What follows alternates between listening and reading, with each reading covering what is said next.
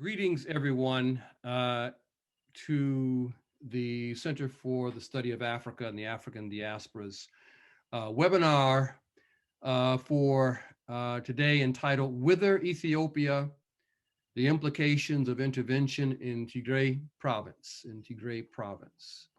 We have with us an illustrious panel of three experts who also hail from the region and we'll be able to address the rather critical developments that are taking place both within Ethiopia as well as it would be great if we can also kind of discuss as well what's happening around the Renaissance Dam with respect to the relationship between Ethiopia and Sudan and Egypt. So my name is Mike Gomez, and I'm the director of the Center for the Study of Africa and the African Diaspora here at New York University. We want to thank Ms. Sharice Taylor, the center's administrator, for having put this webinar together. So what I want to do is I want to introduce the speakers in the order of their presentations. They will each make their presentations between 7 to 10 minutes, after which we will have some time for them to interact with one another with respect to these various issues. And then we will save time toward the end of the webinar for your questions and answers. So once again, welcome to the session. And I want to begin with Professor Adom Getachew. Adom Getachew. Professor Getachew is the Newber Family Assistant Professor of Political Science in the college at the University of Chicago, my alma mater. She is a political theorist with research interests in the history of political thought, theories of race and empire, and post-colonial political theory. Her work focuses on the intellectual and political histories of Africa and the Caribbean. Her first book, World Making After Empire, The Rise and Fall of Self-Determination, reconstructs an account of self-determination offered at in the political thought of Black Atlantic anti-colonial nationalists during the height of decolonization in the 20th century. Adom holds a joint PhD in political science and African American studies from Yale University. She's on the faculty board of the Posen Center for Human Rights. She is a fellow at the Chicago Center for Contemporary Theory and a faculty affiliate at the Center for the Study of Race, Politics, and Culture. Welcome, Professor Getachew. Following her will be Semahagn Abebe. Professor Abebe holds 3 postgraduate degrees and has more than 6 years of experience in teaching and research in multidisciplinary settings, working as an educator and a researcher in different institutions, including the National University of Ireland, McGill University, the University of Connecticut, and Endicott College. Professor Abebe has acquired experience and skills in teaching and research in areas of economic and social justice, conflict resolution, human rights, and international law. He has published the book, The Last Post-Cold War Socialist Federation, Ethnicity, Ideology, and Democracy in Ethiopia, published by Routledge in 2014. Last but not least, Professor Ruth Iyob. Professor Iyob is a professor of political science at the University of Missouri in St. Louis. Her work focuses on nationalism, conflict resolution, post-colonial citizenship, remittance economies, and diaspora politics. Professor Iyob's research and publications reflect how cross-cultural discourses and representations of the past continue to shape the present, providing rare insights into enduring asymmetrical power relations that are emblematic in the quest of social justice and equality. Her most recent publication uh, palimpsestic tales, hidden histories, resistance, militarization, and disenfranchisement of the women of Eritrea in the Journal of Northeast African Studies, 2019, addresses the intersection of gender, militarism, and the erasures of political identities. She's currently working on research highlighting the roles of African diaspora communities in the Mediterranean, Red Sea, Indian Ocean, and Caribbean Atlantic regions.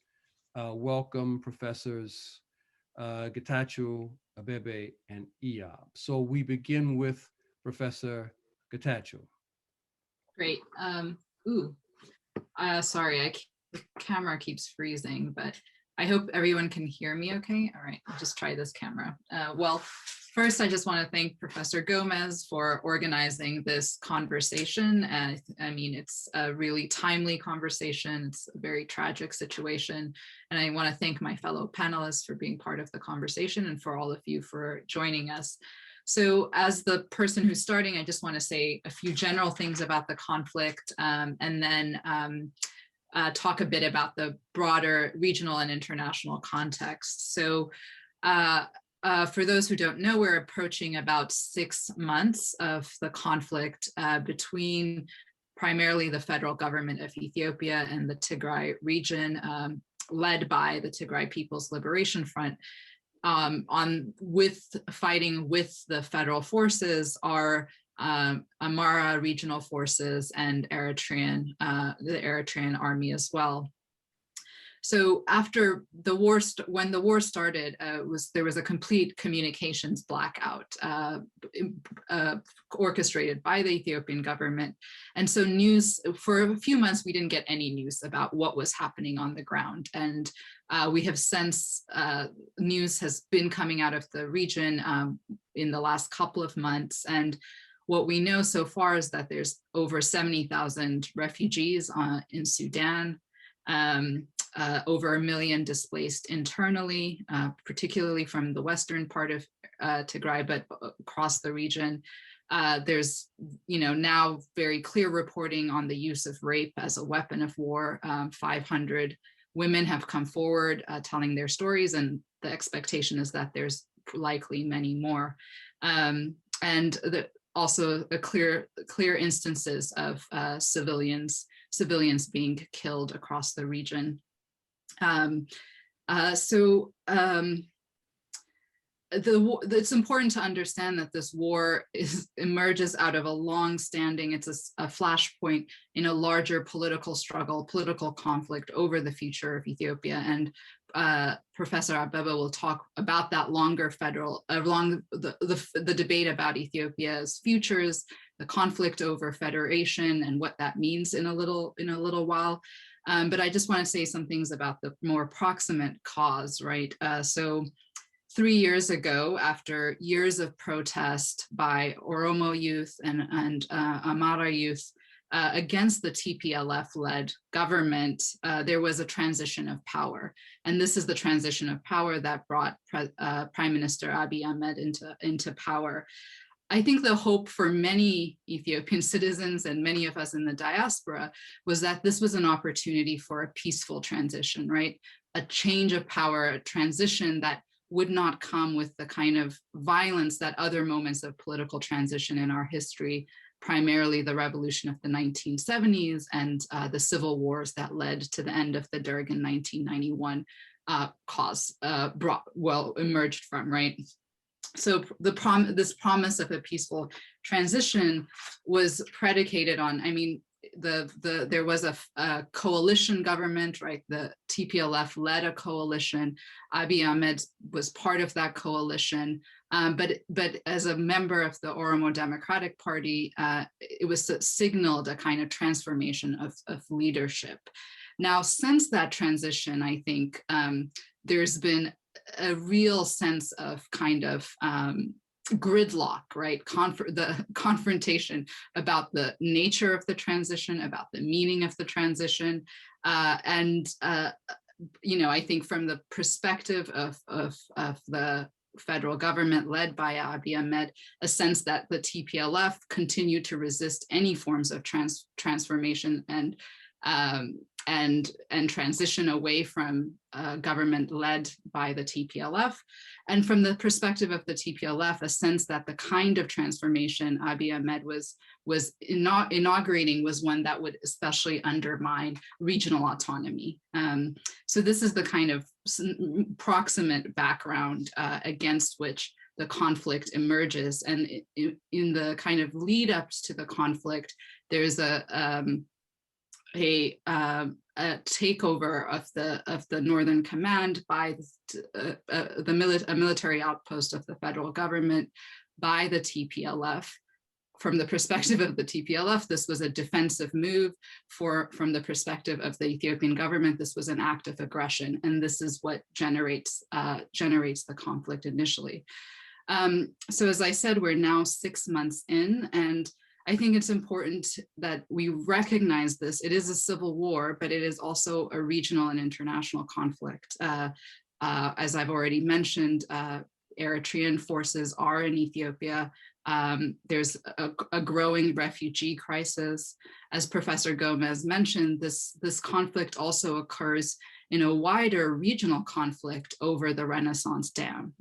So just earlier this week, the most recent round of negotiations between Sudan, Egypt, and Ethiopia over the filling of the dam were unsuccessful and ended. So this regional, the destabilization of Ethiopia has regional consequences, and regional actors are also involved in the conflict. So I think what we face in the war is really a war with no end in sight, right? There is in the last 6 months, we've seen growing expansion of Tigrayan resistance. So now fighting under the banner of the Tigray Defense Forces.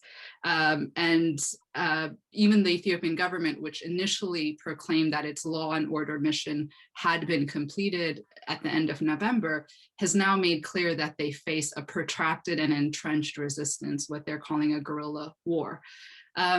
So ultimately, I think both sides are entrenched in this moment. Both sides expect, to be victorious through their military confrontation, but it is unlikely that there is going to be a victory a military victory for either side. So what that means is that ultimately there will have to be a negotiated settlement to bring this conflict to an end. Yet we're really, really far from that. We're far from that possibility right now. So I think it's international actors, those of us, who are committed to peace, who are committed to bringing stability to the region, have to be thinking about what gets us to a negotiated settlement, what needs to be in place, what are the processes that eventually lead to that kind of de-escalation and settlement. And I think there's a few places that we might start to think, and one is, I think, to try and negotiate limited cessation of hostilities, so that there can be aid delivery, so that farmers may be able to plant, right? So that there's some relief, especially for civilians on the ground. I think a second starting ground is, the Prime Minister has recently admitted to the presence of Eritrean forces on the ground. He committed also to their withdrawal. I think his language was that there would be an immediate withdrawal, but I think there hasn't been any evidence that has been the case. But I think holding the Prime Minister to a realistic timeline about Eritrean withdrawal could help to create the conditions for some form of settlement down the line. The last thing I would mention, just on the kind of regional and national and international relationship, is that in the wake of investigations into this massacre of civilians, especially one early on in Aksum from November. There was an agreement reached between the United Nations and the Ethiopian Human Rights Commission that they would engage in joint investigations of war crimes. I think many will be skeptical about the involvement of the Ethiopian Human Rights Commission in this joint effort because there's worries about that it's biased. But I think ultimately it's important that the state's institutions are going to be involved, because I think down the line that will create the possibility for responsibility and accountability on the part of state actors. At the same time, I think it's important that this joint effort, this joint investigation, be not one in which the UN has to depend on the Human Rights Commission as an intermediary with the region, that there really be kind of independent investigations and a clear outlining, a clear process of ensuring what role the UN will play, what role the Human Rights Commission will play, so that whatever is revealed through those investigations will be ones that victims, civilians, and the perpetrators will be able to accept. So maybe I'll stop there. I think I'm about at time, and I think there are other questions to talk about. I'll mention one thing which I forgot to say is that. And maybe Professor Abebe will talk about this. The Tigray conflict is, it's the one we're of course most focused on, but throughout Ethiopia, there is the kind of escalating forms of political violence, lots of different confrontations in the Oromo region, in the border between Afar and Somalia. So whatever is the kind of set of responses to the Tigray crisis, we'll also have to think about the wider questions about Ethiopia's political futures. So with that, I'll turn it to Professor Abebe. Thank you, Professor Getachew. Really, thank you for organizing this timely event, because the conflict in Tigray is affecting thousands and thousands of people. So my role is just to take you to really to give you political background about the conflict, particularly the political history of TPLF and the political differences between the central government as well as the TPLF. So just, do you see my slides? Sorry. Yeah. So TPLF, the history of TPLF started since 1976, when it started its armed struggle against the central government, against the military government. So they came to power in 1991, and they started to have really a new political transition in the country. Particularly, the transition is in terms of changing the country's political structure, because the country was a very centralized political system for a long time, but TPLF, under the 1994 constitution, they changed the Ethiopian political structure into ethnic-based system where ethnic groups have the right to self-determination, including the right to secession. As you see here, there are almost 9, now there are 10 ethnically defined political entities and administrations in Ethiopia. And one of the really outstanding political differences in the country is now about how to organize the Ethiopian political structure, because TPLF and also other political groups are highly committed to maintain this structure.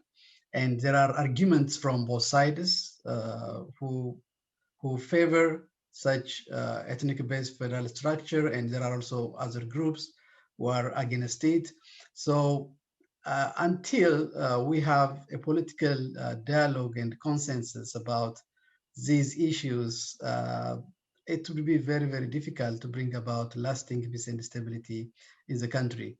Let me share with you some of the arguments from both sides. In terms of arguments in favor of federalism, one of the arguments is that there has been national oppression, or there has been an imposition of the Amhara culture and language on the rest of Ethiopia. So the ethnic federal system has provided ethnic groups, indigenous people, to exercise their culture and also to promote their own language. So they still believe that this is the only political structure that would maintain the unity of the country, because unless otherwise there is ethnic-based federal arrangement, there will be war and instability in the country. So they argue that it should be maintained. The other argument is against the ethnic federal system.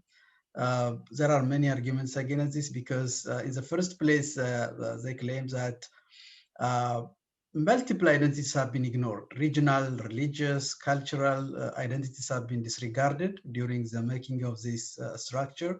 And it only take into consideration ethnic boundaries, so they don't agree on this. Other is, it has exacerbated the polarization in the country. The relations between the various ethnic groups in the country has been really strained, and also there is no any agreement or any consensus on how to address the linguistic or cultural rights, because the constitution mainly is just the imposed by TPLF itself. So many political groups didn't participate in the process, or they don't accept even the political process itself.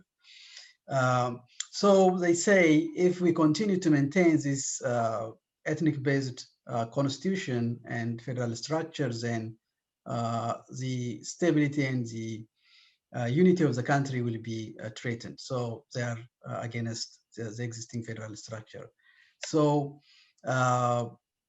in 2017 and 18, there have been public protests against the regime and against the TPLF, TPLF regime, not TPLF, so EPLF. So Abiy Ahmed came to power, and he undertook many reforms. As Professor Getachew indicated, many people were very optimistic about the political changes. Many political prisoners were released. Many dissident political groups were allowed to come to the country and participate in the political process. Freedom of speech was permitted, and Prime Minister Abiy Ahmed was preaching for national unity and reconciliation, despite the fact that there is no any roadmap how to bring about really national consensus and also political dialogue, because there is a very deep political difference in Ethiopia. Even if the prime minister is preaching for such a reconciliation, unity, but there is no any clear way how to address the significant political differences in the country. So now, Prime Minister Abiy Ahmed has become a very polarized figure in Ethiopia, because there are many people who believe that he is still the one who can bring about political unity and also stability of the country. There are others who claim that he is, particularly after the Tigray conflict, he is accused of committing genocide, war crimes, and also even from Oromo nationalists, he is considered to be undermining the autonomy of the regional governments. As Professor Getachew mentioned, even if there has been a focus on the Tigray conflict, there have been also killings, ethnic-based attacks in different parts of the country. Between, for instance, when you see the last few days, there has been conflict between the Ethiopian Somali and also the Afar regions. And also ethnic Amharas were killed in Oromia region and also in the Benishangul Gumuz regional state. So the conflict, even if there has been a significant international attention to the conflict in Tigray, there have been also other conflicts in the country. And also, in addition to that, major political leaders are now behind bars. This has also exacerbated the stability of the country. Major political leaders who have been participating in the Oromo political struggle, as well as from the other Ethiopian political groups that are now detained. And this has also been a significant really setback for the reform from the Prime Minister. So when you see the the difference between the TPLF, the Tigray People Liberation Front, and the Prime Minister, it's mainly power struggle between the two, because TPLF has already lost this power.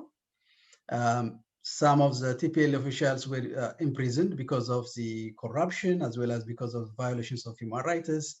And also the APRDF, which was a coalition party established by TPLF, was transformed into Prosperity Party. And TPLF is not happy about this kind of changes, because they claim that this would undermine the autonomy of the regional governments. So they didn't accept that one. And also TPLF and other Oromo nationalist groups accuses the Prime Minister for undermining the autonomy of the regional governments, and even they claim that he's working to bring about a unitary form of government. The other outstanding difference was the postponement of the election. Because of the pandemic, the Prime Minister and the government decided to postpone the election, and TPLF said still they claim that they could undertake the election, they hold the election, and the federal government didn't accept the election. So these are some of the differences between TPLF and the Prime Minister. So generally, when you see, as Professor Gomez mentioned, I wrote this book 2014 about the outstanding problems. Particularly, there is a very deep division among the political groups on what kind of political system should Ethiopia adopt. And there is also a very strong kind of communist-oriented political persuasion on part of TPLF. So when you compare the Ethiopian federal system in terms of the former Yugoslavia and Soviet Union constitutions, even if it provides for regional autonomy, one strong political party was controlling the whole political system. That's why before the coming of the Prime Minister, the system looks to be very stable, because there was a very strong centralized system. But as it happened during when Marshal Tito died in 1980, Yugoslavia started to disintegrate. So the inherent contradictions within the system are also one of the challenges for to bring national unity and stability in the country. So unless there is some kind of really political consensus about the outstanding political problems, one of the concerns is that the kind of balkanization, because when you see the relationship between the various ethnic groups in the country, it's now even worsening. There has been even accusations of genocide, counter accusations from other groups. So this was happening immediately before the collapse of Yugoslavia. So Ethiopia is in a very deep political crisis. So what's the solution? Obviously, election will not resolve Ethiopian crisis. Now there is an election in June, but given the very serious division within the Ethiopian political spectrum, it is very difficult to bring about any transformation from this election. So the way out is transition. There needs to be some form of transition where we try to bring about some level of consensus about the political differences we are having in the country. The other, which is also mentioned earlier by Professor Getachew, is yes, we need to have some kind of justice, accountability for those people who commit all these crimes in Ethiopia. My concern is it possible to have really accountability in a country where there is no peace, there is no stability? And given the fact that there is deep polarization in the country, can we bring about really accountability? Really, because one political leader who might be accused of committing crime, it could be a hero for the other group. So I think even some international organizations are pushing for accountability, but I am very concerned that the international community should also consider about peace and stability, how to maintain peace and stability in the country. And Ethiopia should have its own form of transitional justice, like it happened in South Africa or in other countries. But Ethiopia should develop its own form of national dialogue and transitional justice. And I think at the end of the day, there should be some kind of consensus on reforming the constitution. But that's a challenge now, how we can make it, because the political groups do not agree how to make the reforms. And the international community, are they really committed? Because the international community, they focus mainly when an issue is on the international media. They react to the media reports, but they are not really deeply engaged in the outstanding political problems in the country.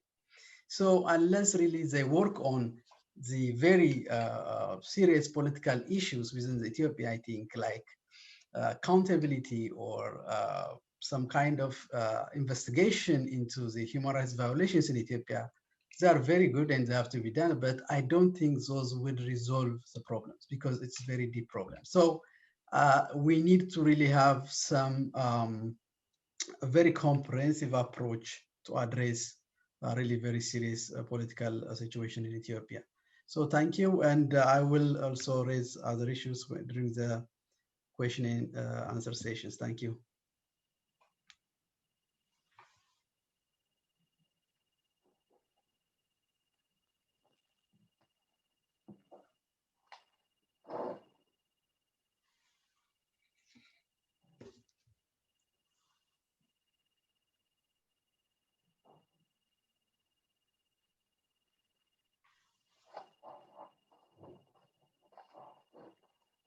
While the video is being set up, maybe I can begin. We're not hearing the sound, Ms. Taylor. Give me 1 second. For months had been seeing, and that's why the reception center is there. Can you hear Ethiopian me now? forces had arranged themselves in such a manner that this border that for months had been seeing thousands of people rushing to refuge in Sudan was now seeing at best 12 refugees able to escape Ethiopian forces and cross to safety. Now that is by all definitions a war crime. Blocking the avenue to safe refuge in a time of war, in a time of humanitarian disaster, is a war crime. The Ethiopian government's argument is that refugees are able to cross into Addis, but given the ethnic targeting, given what refugees are telling us about being stopped and having their ID checked for their ethnicity and how they're treated by Eritrean and Ethiopian soldiers when that ID says Tigray, it is unacceptable to believe that going back to Addis is really an option. So that one safe haven in Sudan is now being blocked off for refugees. Nim, I want to turn to your latest report on Ethiopia about a massacre in Tigray. This video was a collaboration between CNN and Amnesty International. Again, a warning, this video contains very disturbing images. You are watching footage filmed by a soldier turned whistleblower, now in hiding. This video was obtained by a pro-Tigray media organization based in the US. The video you're watching will show these Ethiopian soldiers execute these men, a war crime. The Ethiopian government has waged war against Tigray's ousted regional leaders for the last 5 months with the help of neighboring Eritrea. Ethiopia has implied the atrocities in Tigray are mainly Eritrea's doing. That's not true, and here's why. We know these are Ethiopian soldiers because of the Ethiopian flag on their shoulders here and here. Examining details of the stitching, color, and camouflage patterns, military experts confirmed to us that the uniforms match those of the Ethiopian army. In addition, the soldiers are speaking Amharic, the official language of the Ethiopian Federal Army, distinct from the local language. We also know the location by analyzing the video and geolocating the footage. We know it's in central Tigray by the mountain range and terrain just south of the city of Aksum. This model developed by Amnesty International then verifies that location through spatial analysis. You can see the mountain range matches the footage. The captives were moved from where you saw them sitting to here, 1.7 kilometers away. We know that because the video was tracked and mapped and key geographical features were matched on the basis of a high-resolution satellite image of the site. By pinpointing the location, CNN was able to speak to local villagers who confirmed their family members were dragged away by Ethiopian soldiers and have not been seen since.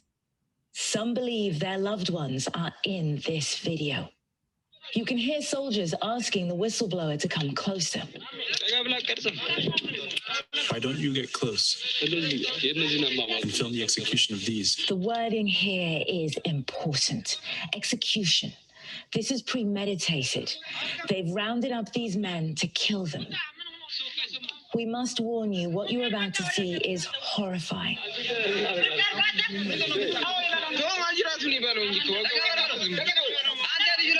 Shoot them in the head, he says. And they do. Look at the left of your screen. The man shoots. Pause the video just before his victim. Thank you.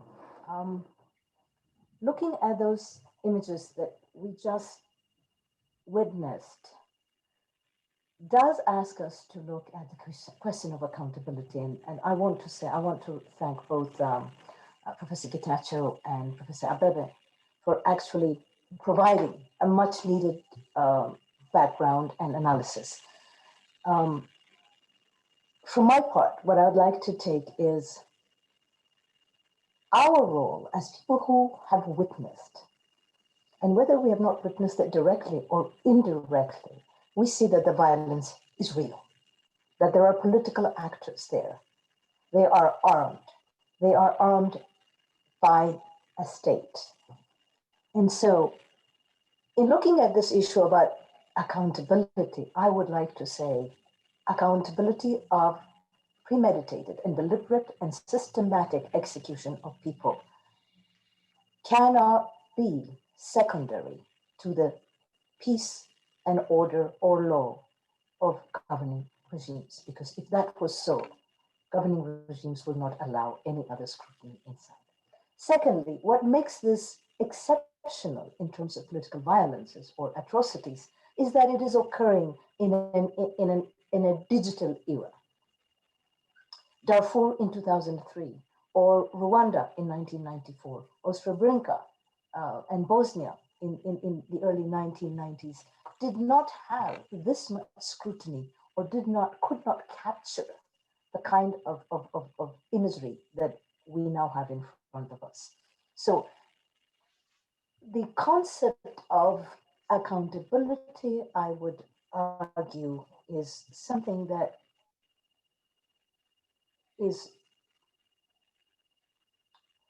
cannot be equivocated.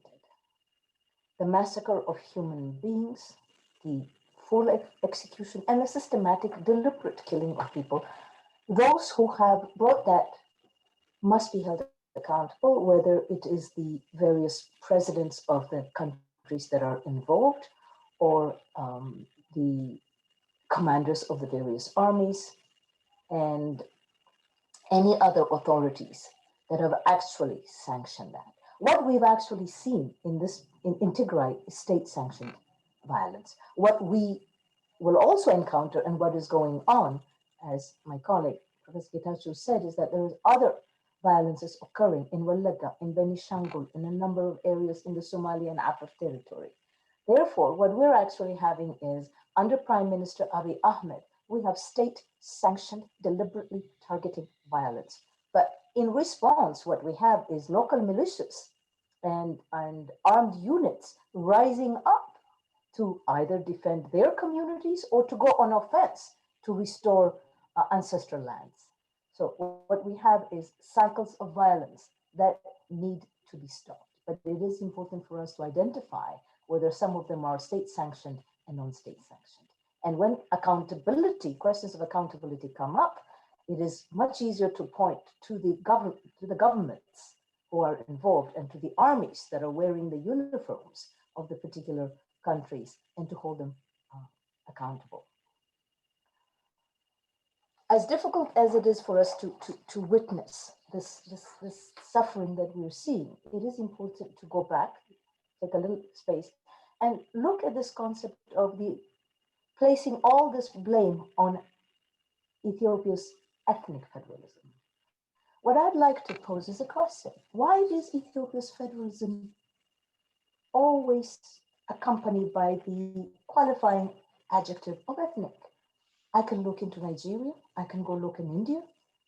There's Punjab, there's Kerala, there's Maharashtra, and I can go to Nigeria, you have all the various regions. They are regions based on demography and inhabitants. But from the onset, Ethiopian federalism was always questioned and interrogated on its ethnicity. And I think that's something we need to look at, because federalism is a process of governance, especially for very large entities and also for former empires. And if we look at Ethiopia, it's a former empire state. Its boundaries, the territories that it now controls, were established by coercion, by force, by commerce, especially in the peripheries, which meant that there was always a competition of elites. So to go back and look at this crisis is not just a post-1991 crisis. It has a long shadow of history. And that history goes back a long time, as does, for example, the current conflict over the Nile. I recall Sheikh Anta Diop's book, 1974, The African Origins of Western Civilization, in which Sheikh Anta Diop reminds us that the conflict over Nile waters were even recorded in antiquity, when Diodorus Siculus talks about the fact that Ethiopians thought that Egypt did not exist. It only existed because the wealth of the Nile going from Ethiopia made it into a country. And I know it's excessive to go to antiquity, but the Nile waters and the conflict have been always recorded. This is just prologue for me to say that what happens in Ethiopia has always had regional and international reverberations, whether it was in the times of Aksum, when the Byzantine Empire also asked King Caleb to go protect his co-religionists across Inhimia by sending 3,000 troops in those days, mind you. So we're talking about an entity that has always believed in militarism. It has always exercised military prowess. And the two main groups in this point, the Tigrayans and the Amharas, have always assumed the mantle of power, and there's been an inter-elite rivalry. So in terms of looking at the EPRDF, we also need to look at what is the core of the empire. What is this privilege that these two elite groups feel that they must exercise, and they have continued to exercise it. So looking at the multitudes of Ethiopian groups and ethnicities who are asking for federalism, not just federalism on paper, but federalism in spirit, devolution of resources. And the fact that although federalism as an aspiration, I think was a novel experiment by the EPRDF, the EPRDF-led government, both by Meles and even by Abiy Ahmed, is actually exercising a tremendous amount of power from the center. So is federalism to blame? I don't think so. I think it's the way federalism has been distorted. On the one hand, creating a discourse for the people that the right of people to self-determination is going to be accepted, that everyone has a right and everyone should share resources. What tremendous amount of resources have been taken, for example, from Oromia. and little has been put into those areas. Or the Benishangul Gumuz district where the dam is, where the Nile Dam is an area in which not much has been put back to those people. And so it is the distortion of federalism needs to be looked at. And one of the greatest distortions is that minority rights were not protected. And in terms of Ethiopia, it becomes interesting to talk about majority rights, because it is actually demographic minorities, such as the Tigrayans, and demographic minorities, such as the Amhara, who actually are the rulers over majorities, such as the Oromos. So what is it? It's ex Africa semper aliquid novi. They say, out of Africa always comes something new. Out of Ethiopia comes always something quite new that challenges our hypothesis. So minority rights are usually intended to be protected by devolution, and they have not been protected.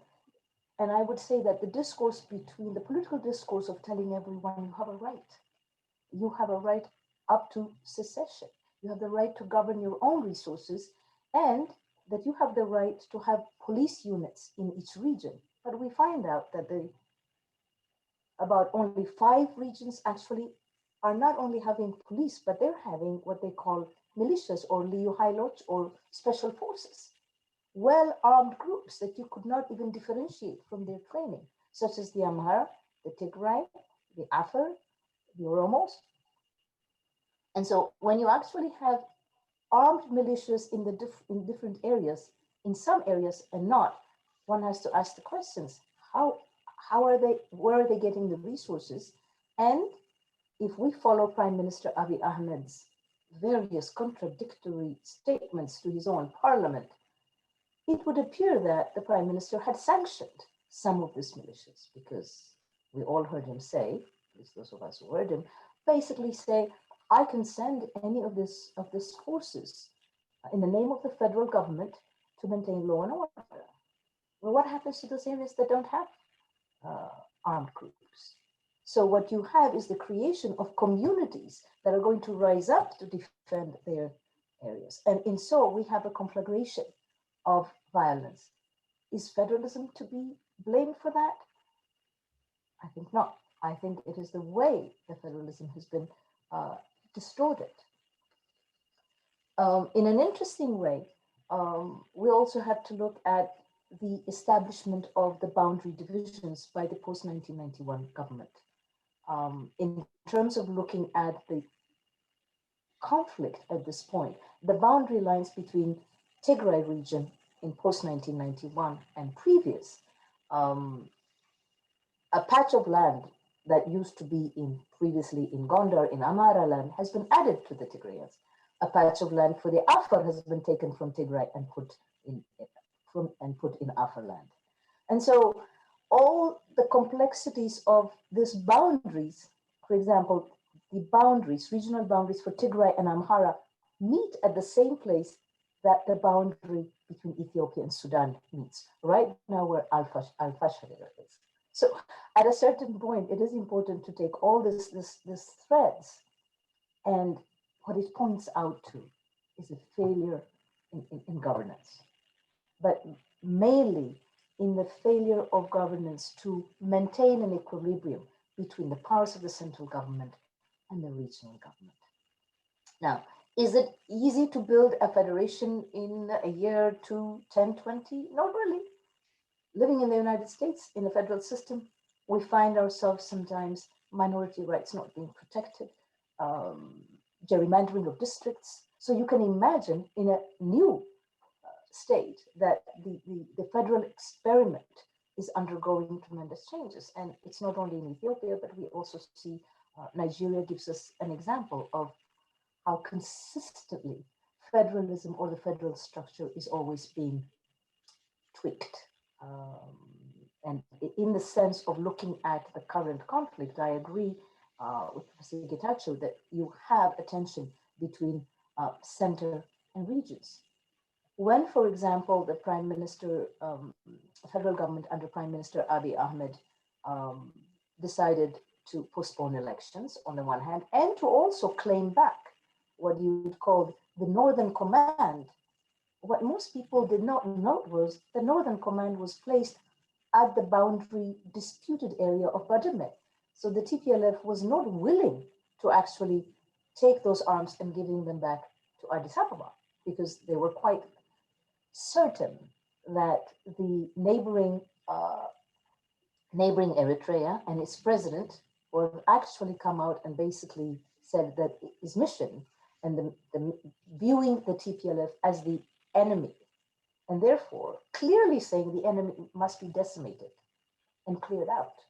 This is by the spokespeople of a different country. And so looking at it from the TPLF's point of view, their own central government, they're being told disarm. And this is after a peace deal has been signed and Prime Minister Abiy Ahmed is going to Asmara so often that people wonder, what else they could be talking about. And the president of Eritrea, who is rarely invited anywhere else, is coming to Ethiopia to visit military installations. Prime Minister Abiy Ahmed was visiting Sawa, or the Eritrea's military installations. President Afwerki was visiting military installations and Bishoftu. If you were in the Tigray region, what would you think? You're being surrounded, you're being encircled. Hence, it is important for us to note that this crisis was brewing since 2018. But I think there were a number of miscalculations on all sides. The miscalculations of the TPLF regional government was that they foresaw some sort of military pact between Eritrea and Prime Minister Ahmed. But I don't think they foresaw the fact that the Ethiopian Federal Army would be able to field drones. I have not heard of any African country actually utilize drones on its own people, and the drones were supposed, or we were told, came via the largesse of the United Arab Emirates and other forces that were in the port of Assab in Eritrea.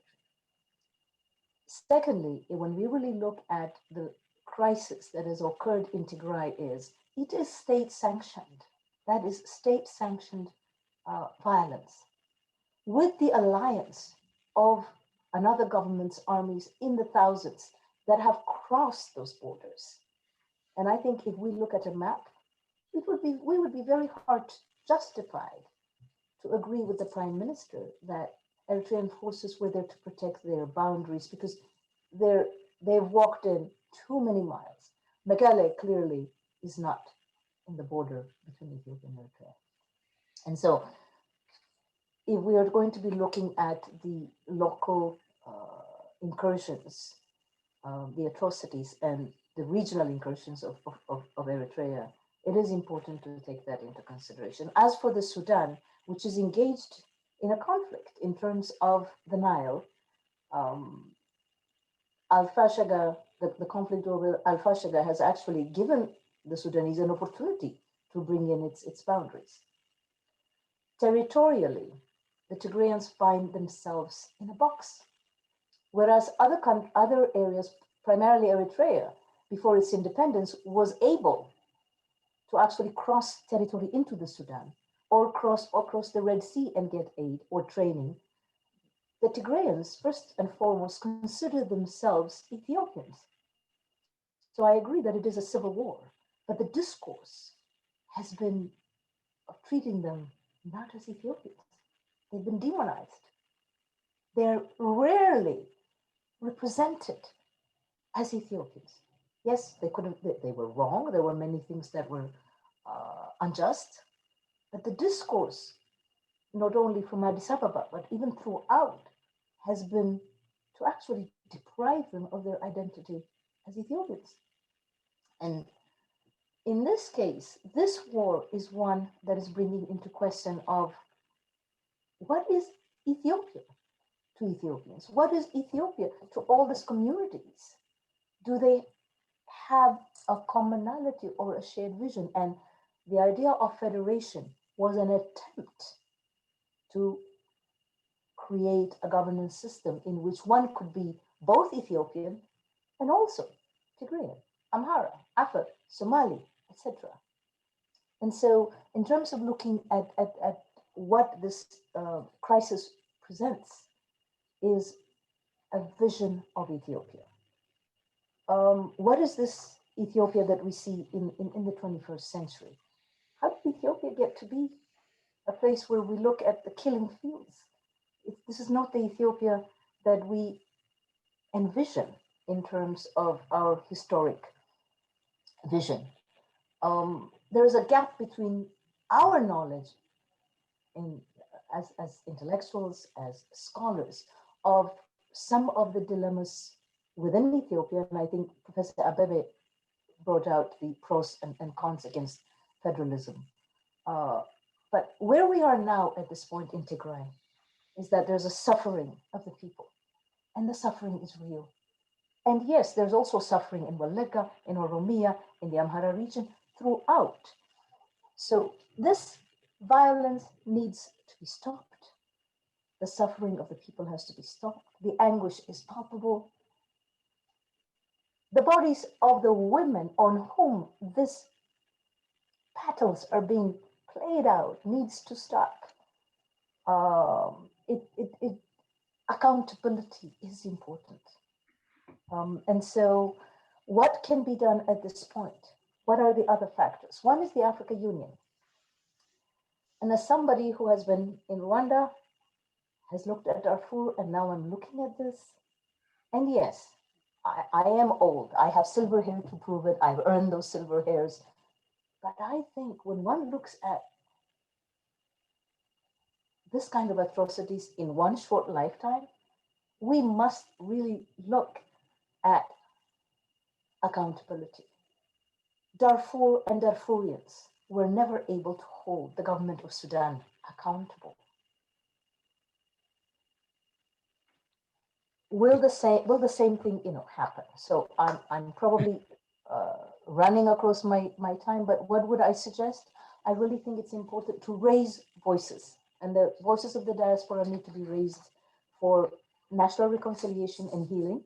And someone said, "Are you kidding?" I said, "No. Out of times of anguish like this, we can actually start thinking about what are the possibilities of national reconciliation.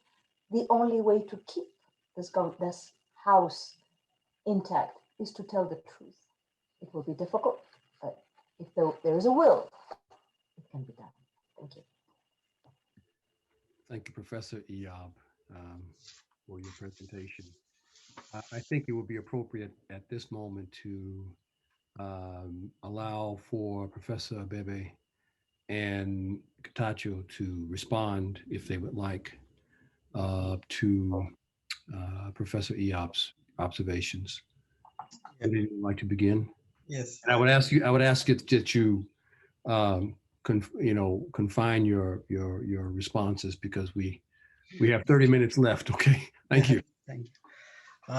Thank you. I think yes, one of the challenges we are having in Ethiopia, and also the political discourse, is a difference about the Ethiopian federal system. As Dr. Iyob mentioned, there are many political groups, scholars, who believe that the existing federal structure is not a problem.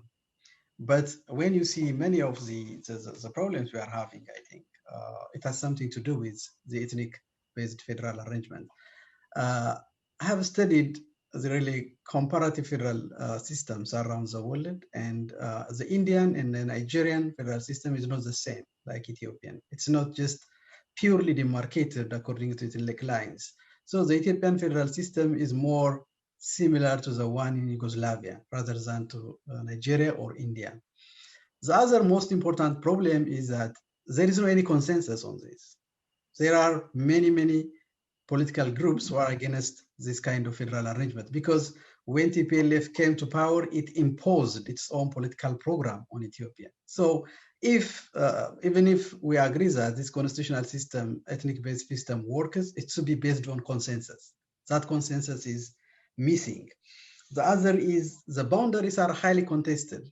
Professor Iyob said the land taken by the Amhara should be restored to Tigray. Do you think like that would bring about peace unless there is another alternative political discourse in Ethiopia? I don't think, because all the boundaries are this highly contested. That will not happen. The other problem is the rights of minority groups. Is I showed earlier that hundreds of people are being massacred every day in different parts of the country because they are told to leave because this is not their land, this is not their place. So we are really witnessing that. So what's the problem then if it's not the federal system? So I think, yes, there should be accountability. My concern is that when we are trying to bring about accountability, we may lose the country itself. That's my concern. Thank you. Can I just add, I think I wanted to make a comment on the federation question too. I mean, the debate around this is highly, highly polarized in ways that are very unproductive, I think. I mean, the debate is often framed as either you're a unitarist or you're a federalist. And I don't think there's any political party that I'm aware of in Ethiopia right now that is demanding a unitary form of government. What people are I think the current federal arrangements raises to me three kinds of questions. One, which nationalities, which ethnic groups can be constituted as territories, right? So there are 10 territories currently. There are 80 national groups in Ethiopia. Should all 80 get, a homeland? Why these 10, right? Why not other groups? That's one kind of question. The second question is, what do you do with multi-ethnic spaces like Addis Ababa, part of which is claimed, which sits on Oromo territory, but it has a different relationship in the federation, right? The third question is what to do with, minority groups who live in territories that are not their ethnic homelands. So much of the conflicts in other parts of Ethiopia have to do with how to protect minority groups in those regions.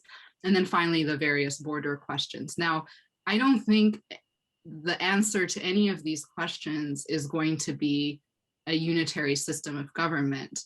And there are various ways to address these kind of dilemmas, I think. So I think there are very interesting proposals, say, for deepening devolution of power, right? Empowering waradas and districts below the regional governments. There's other kinds of strategies which would balance ethnic-based territories with more geographic-based territories. But all of this, depends on actually having a national conversation, a dialogue, having a political process in place where parties and political actors agree to be part of a process without insisting that their version of the outcome ends up coming out on top, right? And there so far has not been any kind of attempt to create that kind of dialogic process that would, it's going to be a consensus. It's going to be a process where no one's going to get exactly what they want because we're so far apart right now. But there has to be some way in which at least the various parties agree that the process of discussion is fair, right? And it's one that they can be part of. And we're not at that very initial step yet. Well, may I raise a question before Professor Iyob responds? So what I'm hearing is a kind of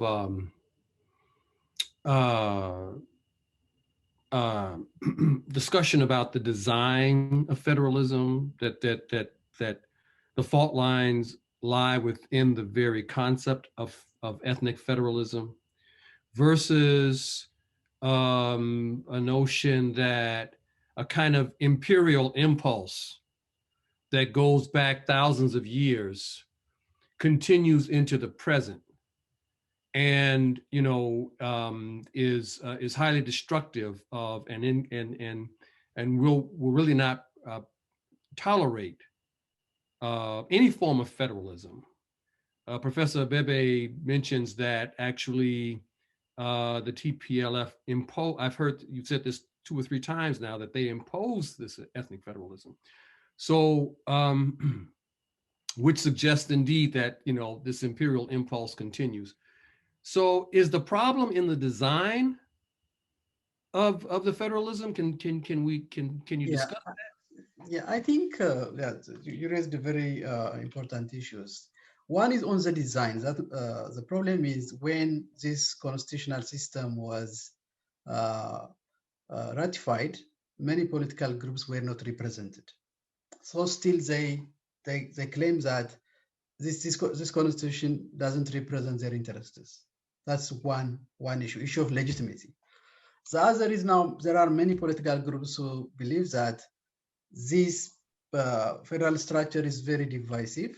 And yes, we need to accommodate linguistic diversity. We need to accommodate cultural rights, but we need to also maintain national unity, because the existing federal structure promotes polarization, division, hatred. So let's balance these two interests. So this constitution provides for secession, not national consensus. So the question is not like Professor Getachew said, is not really completely excluding federalism. We need federalism. All political groups in Ethiopia accept the fact that we need some form of federal arrangement. The problem is the existing federal structure is not based on consensus, and it's highly polarizing, and let's work on it and reform it. That's the question. Professor Iyob. Thank you. I think there's not that much, we're not that much in disagreement. And I'd like to correct that statement, if you don't mind, that I did not make a suggestion that if Tigrayan lands or Amhara lands were restored, that all will be well. I pointed out that some of the things, the territorial land has led to conflicts. But to go back to federalism, I think we're all in agreement that federalism in the Horn of Africa has never been adopted or implemented for the way that it's intended, i.e., based on consensus and based on asymmetric power relations where there was a division between the federal and the central. And before this federalism of post-1991, I'd like to remind everyone that the first federal administration was between Ethiopia and Eritrea. And that very name called federalism was actually a misnomer, because Eritrea was placed under the crown of Ethiopia. You're not under anything when you are supposed to be entering into a federalism. So it is the spirit of the idea of federalism and its design. In all instances, I think I would be in agreement that federalism, devolution, all kinds of things need to be addressed, because the various multitudes of people and communities want to live together and to be able to share the resources of the land. And understanding that calling it federalism does not make it a federalism, but believing in it and trying to work out a system of consensus and persuasion is important. And to date, neither Ethiopia nor Eritrea nor Somalia, no one in the region in the Horn of Africa has actually been able to establish a governance based on consensus. So that requires also an interrogation of how one views power. Professor Iyob, one last question, and then we can go to the Q&A. It seems that your perspective is that on the one hand, there is this issue with federalism, and it needs to be resolved. But then layered over that is a kind of long-standing tension between Tigray and Eritrea. And that I'm not sure how a kind of revision of federalism resolves that issue, because it seems to be something that's been around for quite some time. Well, let me put it this way. If we're talking about Eritrea and we're talking about post-1991 Eritrea, we're talking about a successful secession from Ethiopia. making Eritrea a sovereign country. So the violence visited upon Tigray by Eritrean forces actually came in the aftermath of a border dispute in 1998 over the region, the area called Badime, that was an unresolved colonial issue. And the international arbitration, judged that that border town belonged to Eritrea. Well, at that time, the TPLF-led government of Ethiopia decided that it was not going to abide by international law, and therefore maintained a no peace, no war situation that had the side effect of actually strengthening dictatorship within Eritrea. And this were they know each other, the former TPLF leaders and EPLF leaders. So Eritrea forces were defeated and pushed back, although legally the Eritreans won their case. And it wasn't until 2018 that this animosity was resolved. So the current government of Eritrea would like to see the TPLF and their government eliminated, and they have said so. So that is one of the reasons in which you have a state-sanctioned violence that is supported by a foreign army, since Eritrea is no longer part of Ethiopia, that is creating a problem for the prime minister. So it's almost has nothing to do with the idea of federalism. It has the idea of bringing in another country and a politics of vengeance that the majority of Ethiopians must be sitting here going, what does yesterday's enemy becomes today's ally? But this issue about the TPLF, EPLF problem is not one of federation. It is one of a former guerrilla allies that used to be allies, and one defeated the other.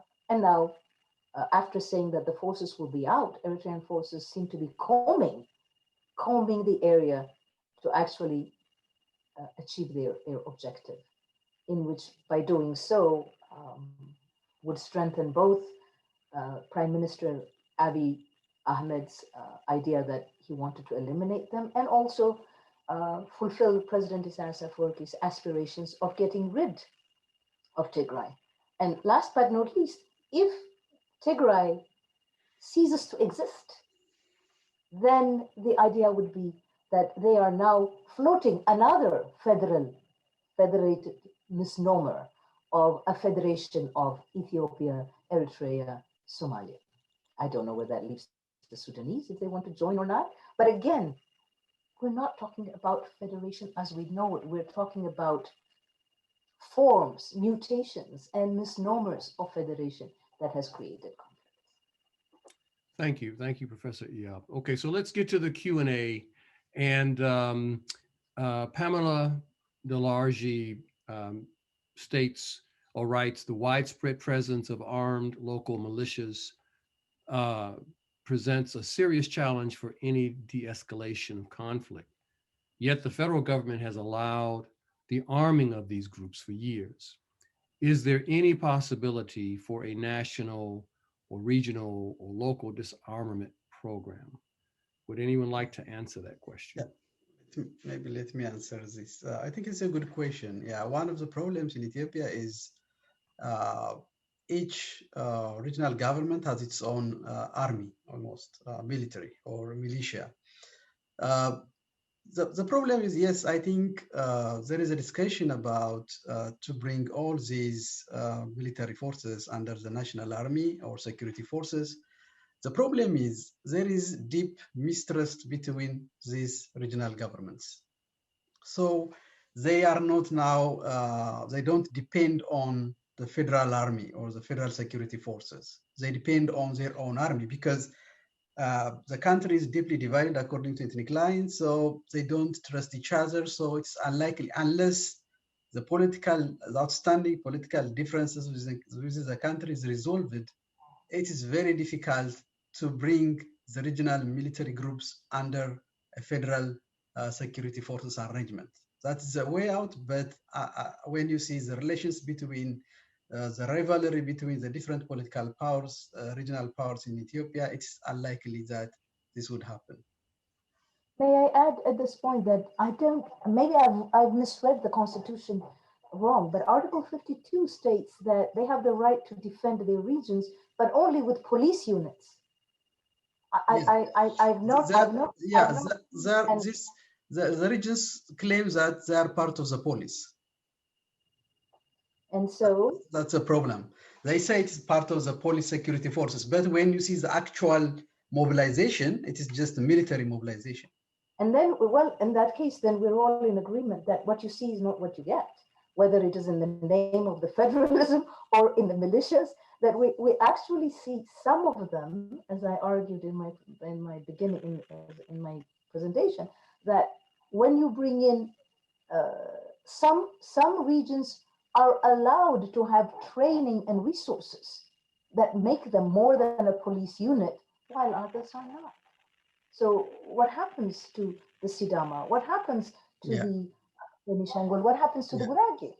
And so I think these are, again, the idea of, I like what Mike put, this whole neo-imperial, or in the aftermath of the empire, in which elites who have always governed have found new ways to ensure also that they use the language of modernity, they use 21st century language and digitalism, but we are not really examining the facts on the ground. So to go back to the question that was posed, if indeed we have this armed units, some of them sanctioned and some of them not, how can you get peace? How can you actually even have a de-escalation? Because this is going to present, when there's a ceasefire, problems about disarmament. In Rwanda, we didn't have any problems like that. In Darfur, there were always problems in which you had to bring this element. And in Uganda, you had issues of disarmament. For that kind of disarmament, you also needed international intervention. And so this brings in that whole area of really examining not only what is said, not only the discourse and images, but facts on the ground. Okay, thank you so much. Let's go to the Q&A, and Pamela Delarge, I beg your forgiveness, but I want to try to get some other people involved in the questions, and I want to read a conjoined question from Brian Yates, who writes, where do elite historic Oromo figures factor into this historic Amhara Tigrinian rivalry going back to the days of, I think this is the 18th century Gwangui, 19th century Guksa, 20th century Mikael, 21st century Abi. And then he says, to clarify, this question was in response to Professor Ruth's statements about the historic ethnic rivalry. I'm just wondering how Oromo leadership, Abi included, over the last few centuries have impacted this rivalry. Would anyone like to take that? Maybe I think, let me, when you see the Oromo elites, there is also some level of division. As indicated in the question, there are Oromos who believe that Oromo elites were part of the Ethiopian political system for a long time, as you mentioned in the past. But when you see the main Oromo political force now, they claim that Ethiopia was created by Emperor Menelik, and the Ethiopian government colonized the Oromo regions. So most of this, the Oromo politics is only after the inclusion of the southern part of Ethiopia into the Ethiopian state. So if really the Oromos really bring about this history where the Oromos were also part of the Ethiopian political system in the past, it would really help us to address the political difference. But when you see the Oromo elites now, they're really highly extremists who do not accept the fact that Oromos were part of the Ethiopian political structure. I mean, I guess I'll just add, for the contemporary period, it seems that actually one of the most consequential fault lines in Ethiopia will be an intra-Oromo fault line. There's deep division among Oromo political elites. Professor Abebe mentioned that there are currently political opponents, opposition groups, leaders who are arrested or in jail. One of the most prominent ones is a fellow Oromo like Abiy Ahmed. So there's a real struggle within Oromo politics about both how to understand Oromo's past in the nation and how to think about the future of the country. So I think in some ways that internal struggle is as important for determining the future of the kinds of processes we're talking about as is the kind of inter-ethnic struggles. Would it also be possible? Would it also be helpful to add to this a longer view of history that there are extremes in terms of Oromo groups, but the Oromos have been part and parcel of Ethiopian history. How have they been part and parcel of that history is important. Some were conquerors and were conquered, and some were made captive and moved up, for example, from the north to south. Some expanded into the region. So you're talking about a large community which has played many roles. But I think historians such as Mohammed Hassan have written about that. And if we go beyond social media shorthand for Oromo nationalism, we find out that the history of the Oromos have been intertwined in the making of Ethiopia. So this whole idea of othering the other people of Ethiopia needs to stop, and that they are both part of imperial politics and part of anti-imperial politics. In the same way that, for example, Tigrinya speakers of Eritrea and Tigray were part of that struggle. So again, it's going back to this idea of imperial history and again, telling the truth, the historical truth about what happened. And in this case, I think it is fair to note that the concept of Oromoness that is emerging is not just symbolized by Prime Minister Abiy Ahmed. I would assume that, I would actually say that from reading the book Medember and hearing the various speeches, it was the whole idea of being Ethiopian, but also Prime Minister Abiy Ahmed came to power on top of the protests for Oromo rights, for bringing out, for freeing all those prisoners. So again, I think it's important to note that young politicians such as Lama Magersa, where are they? So why are we only looking at this? Lama Magersa, as the head of the OLF, made it possible to bring Prime Minister Abiy Ahmed, that we should remember, came from the ranks of the EPRDF. He came through the ranks of the security, the intelligence. He was a colonel in the intelligence. He was stationed in Tigray, speaks a modicum of Tigrinya. And so to make Prime Minister Abiy Ahmed, an emblem of Oromo nationalism, I think is a misnomer. Okay, let's see if thank you so much, distinguished panelists. Let's see if we can take another question. I have just sent a message to the CSOT administrator asking, can we extend this by 15 minutes to 4:45? Is that okay with the panelists? Because we have lots of questions and I'll just have to go at 3:40 because I have some other engagement. Right okay, I appreciate that. And my apologies, but it's taken us a little time to get through. These are rather significant and difficult issues. So we have a question from Professor Benjamin Talton. I read the questions. What might incentivize a national conversation? Who or what might have the leverage in national or international capacity to bring the various stakeholders into conference, apart from Prime Minister Abiy?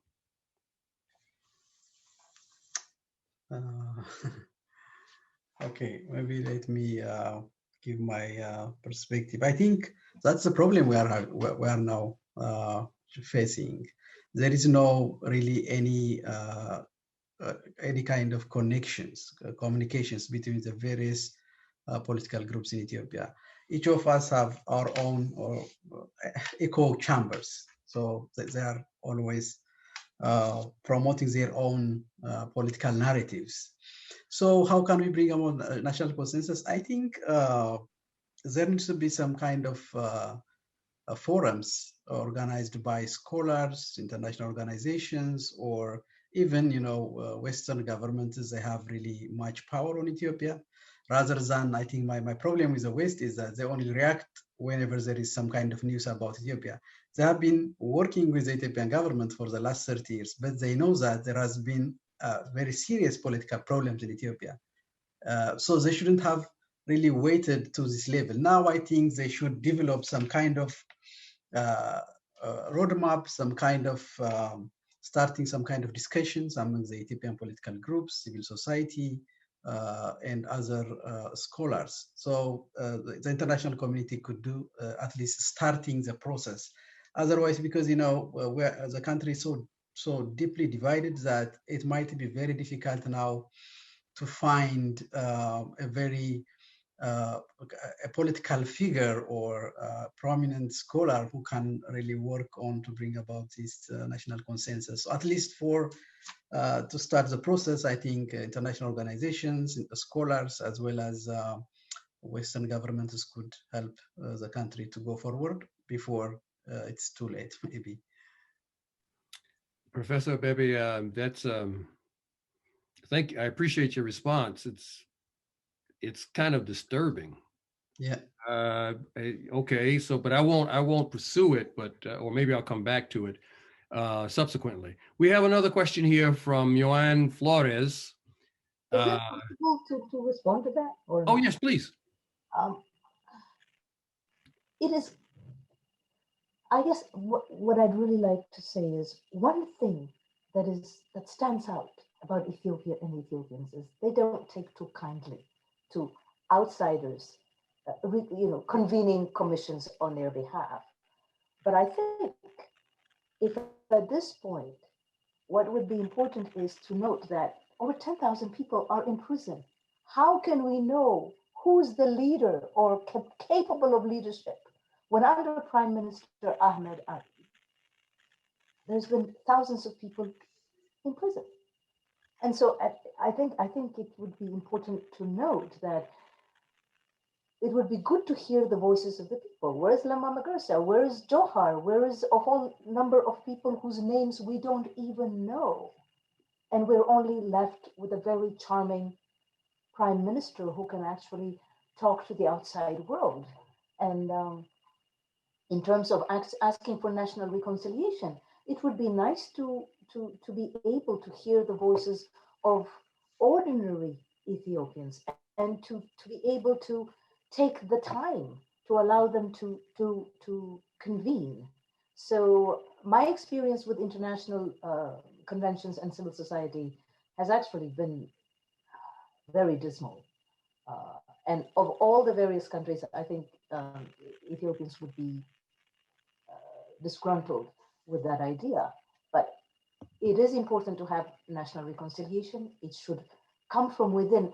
And I think if Ethiopians could be assured that they're not going to end up in prison, or, I hate to say this, but having the army of a foreign country such as Eritrea and having Eritrean security and checkpoints, and if we've been reading all these elements, it's like it's not a conducive atmosphere. So to make it conducive, I think the current regime needs to be asked to do what is right, and what is right would be to allow people to express themselves. And I hate to say this, but if Ethiopians do not do that, do they want to end up taking the template of Eritrea, where there's only one person who does everything, says everything, uses all the national funding, defiant. And at this point, I mean, the defiance of the current regime of Ethiopia is amazing because it is breaking with tradition. Dr. Iyob, there's an inference in your remarks, and I want to, if you don't mind, I just want to drill down to it. What are you saying about Ethiopian Prime Minister Abiy? This man has won the Peace Prize, the Nobel Prize, and so forth. Are you suggesting that he's hoodwinked the international community? Are you saying that he's bordering on, tyranny? Or the answer is yes, absolutely yes, for all of them. And I really don't need to go that far. I think all one has to do is actually listen to some of the most contradictory statements that he's made. At this point, Prime Minister Abiy, who was nominated for the Nobel Peace Prize in 2019 for making peace with Eritrea, and we know that peace has actually brought out war. I don't hear the language of peace from the Prime Minister. And I also see that people are in prison. We have people who are even diasporic citizens who are actually in prison in Ethiopia. And therefore, yes, he needs to be held accountable for that. At this point, though, he has enough constituencies to actually enable him to conduct this war against Tigray, because it becomes pragmatic. And yes, I hate to say, I don't hate to say it, but I'm sorely disappointed that the dreams that everybody had for this very young and charming person who crossed borders has actually ended up in an alliance with a nation that has been in isolation for 20 years and has become a basic general prison. So the inference, Professor Gomez, the answer is yes. Well, would either of the other two panelists like to? Well, I think Prime Minister Abiy Ahmed, I think, has many limitations. But I think the problem is not now only with the Prime Minister. I think even most of the problems which he inherited are from TPLF. So at the end of the day, I think unless there is national consensus, how can we bring about him accountable?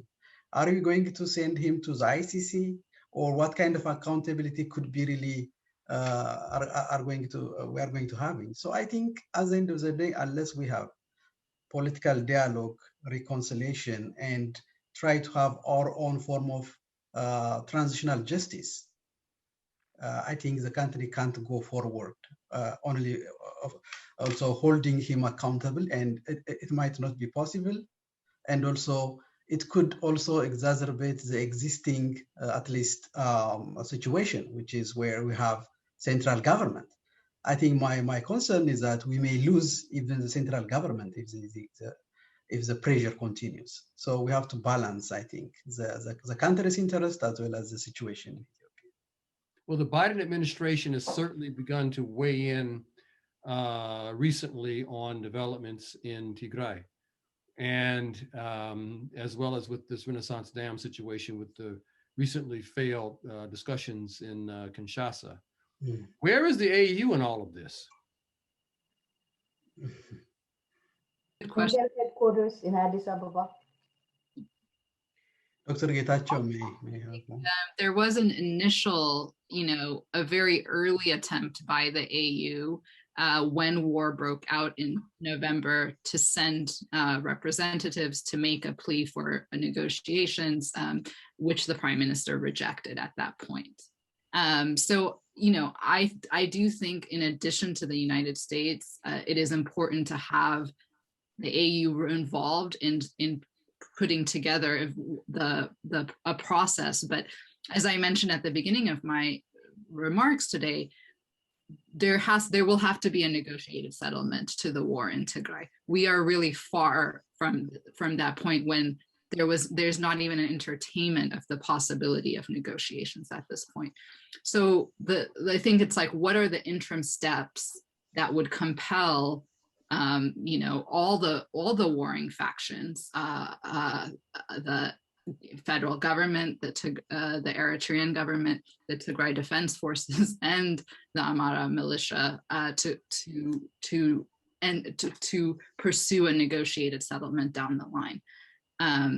I think that process will require both regional, the AU playing an important role, and the United States and the European Union, which have been the prominent forces. I think, as I mentioned, I think the steps to that are, you know, much more limited, trying to secure some limited relief for people and trying to create the steps from which a negotiated settlement might occur.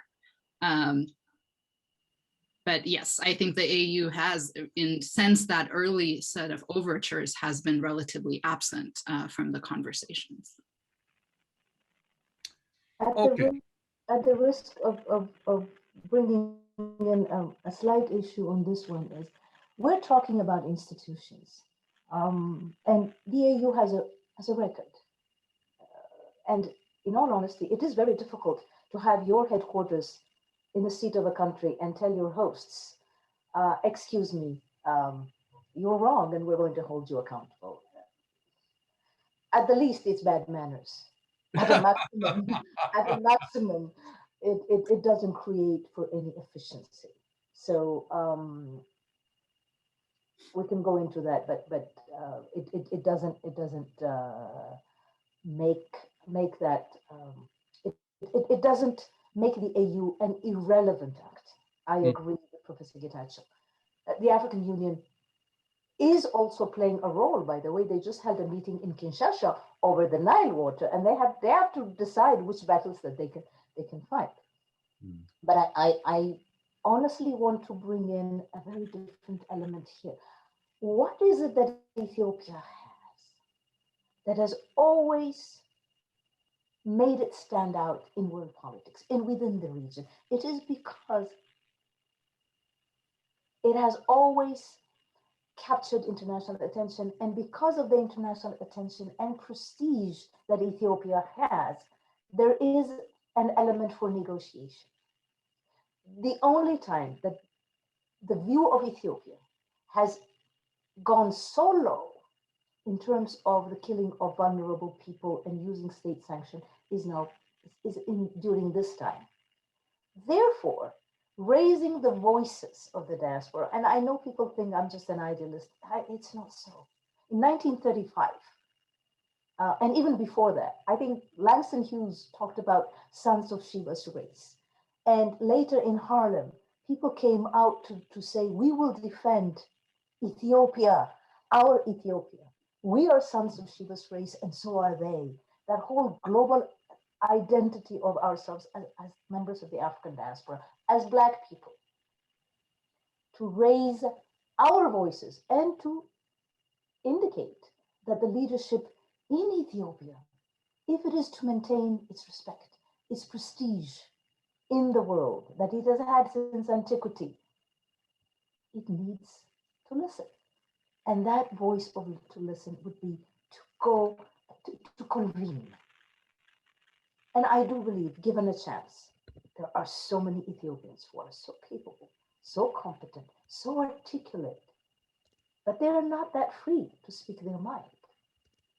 And so I would like to say the AU can do this. The UN Security Council is going to play its veto games with China having a base in Djibouti, and therefore the United States wanting to have another port either in Port Sudan or Suakin, especially since during the Trump administration, the Sudanese had to fork out a lot of money to be in the good graces. And of course, the Russians are in conversation with Eritrea about the port of Assab. So again, I would say that the sovereign state of Eritrea does not really consider prestige to be anything, but Ethiopia does, and Ethiopians do. And it is important to raise these voices from the outside and to say it is time for national reconciliation. It is also time to release those prisoners and to make it open.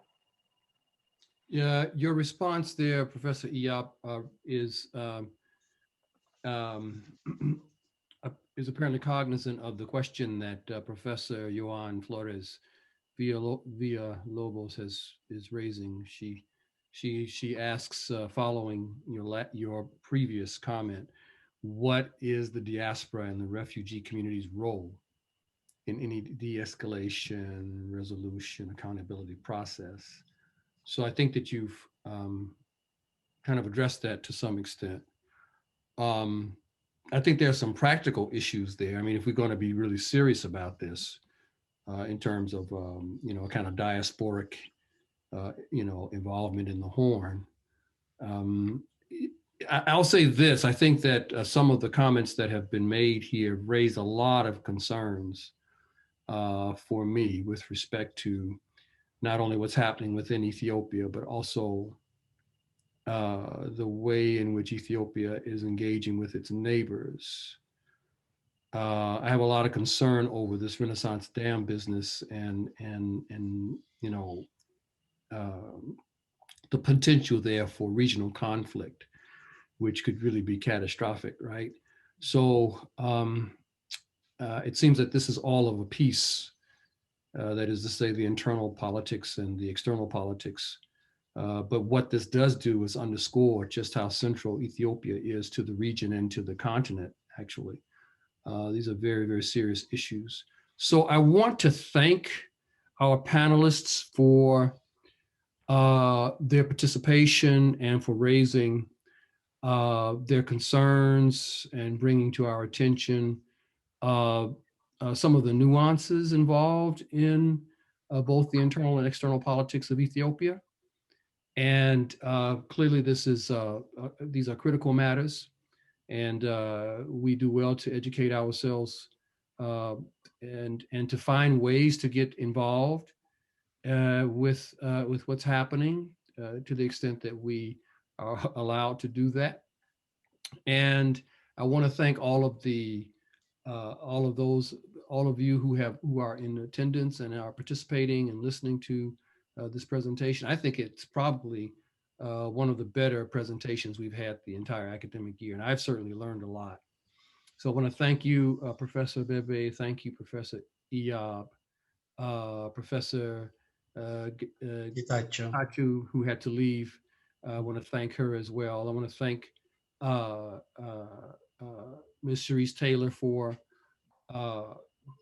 putting everything together. And I want to wish everyone a wonderful weekend. Thank you so much for your attendance. And thank you. Thank you, Professor. Thank you, Professor Gomez.